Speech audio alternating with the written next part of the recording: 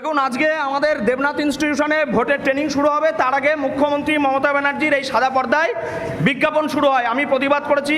তার ফলে এই ভদ্রলোক, এই যাকে দেখলেন, হ্যাঁ, এই ভদ্রলোক রক্তচক্ষু করলো এবং বলছে এটা হতেই পারে, এটা হতেই পারে। এখানে আইডি প্রুফ দেখতে চাইছি, উনি দেখাতে পারছেন না। আইডি প্রুফ ছাড়া আমরা কাউকে অ্যালাউ করবো না।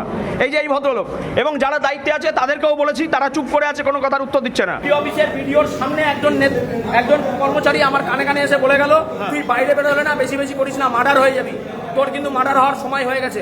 হ্যাঁ, আমি জানি আপনাদের গায়ের জ্বালা। আমি আপনাদের জন্যই 365 দিন লড়াইটা আমরা করছি, আপনাদের জন্যই। এই বিডিও অফিসের কর্মচারীদের জন্য আমি 11 দিন অনশন করেছিলাম, তাই আজকে আমাকে রক্তাক্ত করা হলো।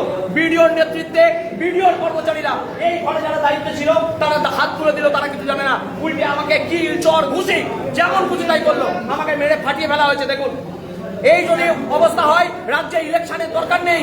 আমরা বলছি ভোট বন্ধ হোক, এই ভোট নামের প্রহসন বন্ধ হোক, রাজ্যে রাষ্ট্রপতি শাসন জারি হোক, না হলে আমাদের মতো ভোটকর্মীরা, সাধারণ ভোটাররা মরে যাবে। মুখ্য নির্বাচন কমিশনার জ্ঞানেশ কুমার কলকাতায় এসে আশ্বাস দিয়েছেন। রাজ্যের নির্বাচন কমিশনার আশ্বাস দিচ্ছেন হিংসা মুক্ত ভোট করার। কিন্তু রানাঘাটের দেবনাথ স্কুলে ভোট কর্মীদের প্রথম দিনের প্রশিক্ষণেই একই পরিস্থিতি। কমিশন কি নির্বাক দর্শক থাকবে নাকি কাগুজে বাঘ? উঠছে সেই প্রশ্ন। কর্মী সংগঠনের প্রতিনিধিরাও পাল্টা প্রতিবাদে সরব হচ্ছেন। তাদের বক্তব্য, তারা কিন্তু সহজে মেনে নেবেন না এই অন্যায় অত্যাচার। একটা কথা সরাসরি চ্যালেঞ্জ দিয়ে রাখলাম তৃণমূল দলকে, যে বাড়াবাড়িটা আপনারা শুরু করেছেন, এর শেষ কিন্তু আমরা দেখে ছাড়বো। আর ওই ভিডিও থেকে শুরু করে প্রত্যেকটা আধিকারিক রেডি থাকুন। আপনারা কোথায় যাবেন আর আপনাদের বিরুদ্ধে কি ব্যবস্থা হবে, ছেড়ে কথা বলা হবে না কাউকে। সংগ্রামী যৌথ মঞ্চ কিন্তু এই বিষয় নিয়ে লড়াইটা শুরু করেছে, শেষ দেখে ছাড়বো।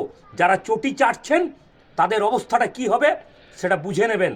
মেরুদণ্ড সোজার আছে, মারবেন, রক্ত বইবে, মাথা ফাটবে, তারপরেও কিন্তু লড়াইটা ছাড়বো না। Bureau report, morning time news.